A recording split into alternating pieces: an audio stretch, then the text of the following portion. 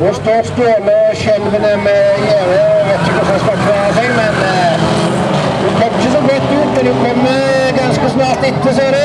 Men det er Stuvika som er i tett, tror jeg. Og så er det frøken Tveit vel som ligger på en andre plass, og så er det Sundals store datter, det blir ikke sønn, det blir datter dette. Heidi Steine da, som er på 3. plass. Og det er ikke Heidi fornøyd med seg, for hun ligger og presser på Katrine Tveit der nå. Katrine går i alternativet, Stuvik stuper frem gjennom målsvingen, det samme gjør Steine, og det samme gjør Silje René.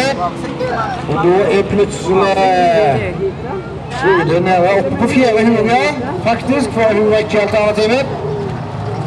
Men det er Kjersti Stuvik før Steine. Heidi ligger på 2. plass, og så er det Silje René på 3. plass. Ingen av dem er i alternativet. Så kommer Trude Hustoft, hun har heller ikke alternativet, men det har Katrine Tveit vært. Og Milje Teig har vel en av ordet her. Så skal vi se da hvem som går inn. Nå er det noen som går inn. Ingen vil inn der, jo. Silje René går inn i alternativet, og det samme gjør Trude. Og så tuller det til å si Heidi Steine i kommandoen. Så er Heidi Steine i kommandoen, og da spørs det Heidi. Nå kan du få 10 poeng. Nå er det ramt inn i skjorten der.